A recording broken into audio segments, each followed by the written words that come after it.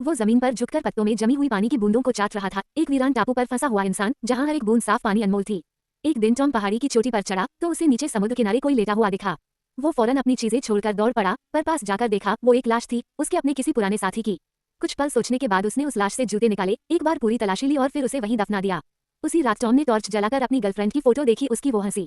एक पल के लिए टॉम पूरी तरह खो गया। उसे नहीं पता था कि वो वापस घर कब लौट पाएगा। अचानक उसे दूर समंदर में किसी जहाज की लाइट दिखी। वो दौड़ता हुआ किनारे की तरफ भागा, जोर जोर से चिल्लाने लगा और टॉर्च से सिग्नल देने की कोशिश की, पर जहाज बहुत दूर था, किसी ने उसकी आवाज तक नहीं सुनी।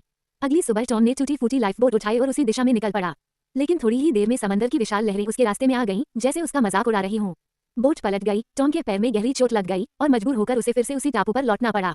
जल्द ही एक जोरदार तूफान आया। वो किसी तरह एक गुफा में घुसा और थके हुए शरीर के साथ सो गया। जब वो उठा तो देखा उसकी टॉर्च भी अपडेट हो चुकी है। अब उससे रहा नहीं गया और उसने तय किया कि वो पास रखे कुछ पैकेज खोलकर देखेगा, शायद कोई जरूरी सामान मिल जाए।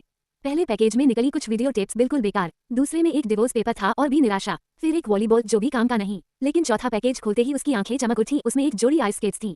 उनके ब्लेड से कई काम आ सकते थे। फिर उसने अगला पैकेज खोला, उसमें एक औरत की लॉन्ग ड्रेस थी जिसे उसने तुरंत साइड में रख दिया। अब सिर्फ एक आखिरी पैकेज बचा था। जैसे ही वो उसे खोलने जा रहा था, उस पर बने छोटे से पंख वाले लोगों ने उसका ध्यान खींचा। टॉम उसे हल्के से सहलाने लगा और फैसला लिया कि इसे वो नहीं खोलेगा। अगर वो कभी इस टापू से बाहर निकला तो ये पैकेज वो खुद जाकर डिलीवर करेगा। उसने उस ग्रास को काटकर एक फाइन नट बनाई, फिर उसी ब्लेड से नारियल तोड़ने की कोशिश की। अब ये काम पहले से आसान हो गया था। जल्द ही उसने नारियल काटा और पानी पीकर ताजगी महसूस की। इसके बाद उसने नेट से मछली पकड़नी शुरू की और ये अब काफी आसान लगने लगा। लेकिन जब उसने मछली का कच्चा टुकड़ा खाया तो उसे तुरंत उगल देना पड़ा।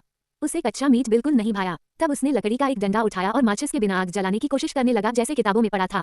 लेकिन सच्चाई कुछ और थी, उसके हाथ छिल गए पर लकड़ी से धुआं तक नहीं निकला।